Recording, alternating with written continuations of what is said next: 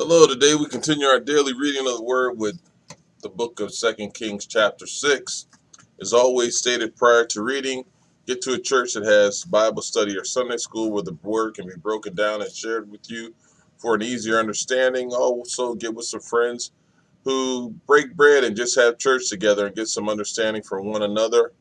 Also get you a Bible that you can read. There are numerous versions, King James, NIV. Get one that is best suited for you that you can read more easily. But most importantly and above all, call upon the Lord. If you knock at his door, he will fill you up with wisdom if that is what you truly seek. Amen. 2 Kings chapter 6 reads as follows. The company of the prophets said to Elisha, "Look, the place where we meet with you is too small for us. Let us go to the Jordan, where each of us can get a pole, and let us build a place there for us to meet." And he said, "Go." Then one of them said, "Won't you please come with your servants?" "I will," Elisha replied, and he went with them. They went to the Jordan and began to cut down trees. As one of them was cutting down a tree, the iron axe had fell into the water. "Oh no, my lord," he cried out. "It was borrowed." The man of God asked, "Where did it fall?" When he showed him the place, Elisha cut a stick out and threw it there, and made the iron float. "Lift it out," he said. Then the man reached out his hand and took it. Now the king of Aram was at war with Israel. After conferring with his officers, he said, "I will set up my camp in such and such a place." The man of God sent word to the king of Israel, "Beware passing that place, because the Arameans are going down there." So the king of Israel checked on the place indicated by the man of God. Time and again Elisha warned the king so that he was on his guard in such places. This enraged the king of Aram. He summoned his officers and demanded of them, "Tell me, which of us is on the side of the king of Israel?" "None of us, my lord the king," said one of his officers. "But Elisha the prophet who is in Israel tells the king of Israel the very words you speak in your bedroom." "Go, find out where he is," the king ordered, "so I can send men and capture him." The report came back, "He is in Dothan."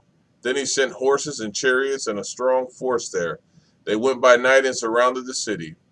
When the servant of the man of God got up and went out early the next morning, an army with horses and chariots had surrounded the city. "Oh no, my lord, what shall we do?" the servant asked. "Don't be afraid," the prophet answered. "Those who are with us are more than those who are with them." And Elisha prayed, "Open his eyes, Lord, so that he may see." Then the Lord opened the servant's eyes, and he looked and saw the hills full of horses and chariots of fire all around Elisha. As the enemy came down toward him, Elisha prayed to the Lord, "Strike this army with blindness." So he struck them with blindness as Elisha had asked. Elisha told them, "This is not the road and this is not the city. Follow me and I will lead you to the man you are looking for." And he led them to Samaria. After they entered the city, Elisha said, "Lord, open the eyes of these men so that they can see." Then the Lord opened their eyes, and they looked, and there they were, inside Samaria. When the king of Israel saw them, he asked Elisha, "Shall I kill them, my father? Shall I kill them?" "Do not kill them," he answered. "Would you kill those you have captured with your own sword or bow? Set food and water before them so that they may eat and drink, and then go back to their masters." So he prepared a great feast for them. And after they finished eating and drinking, he sent them away, and they returned to their master. So the bands from Aram stopped raiding Israel's territory.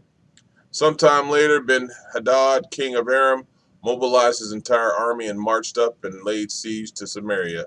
There was a great famine in the city.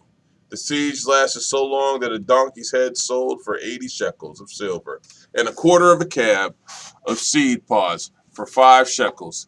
As the king of the Israel, as the king of Israel was passing by on the wall, a woman cried to him, "Help me, my lord the king."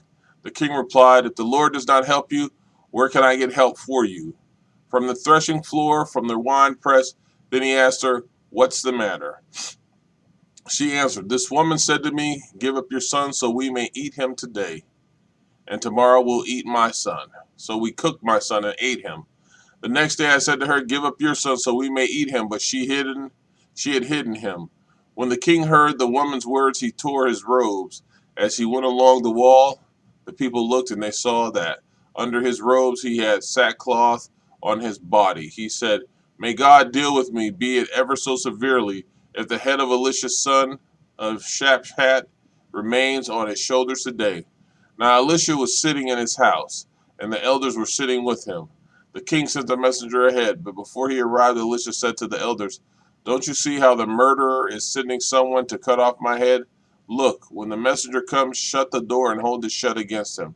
Is not the sound of his master's footsteps behind him?" While he is still talking to them, the messenger came down to him. The king said, "This disaster is from the Lord. Why would I wait for the Lord any longer?" Ooh, amen.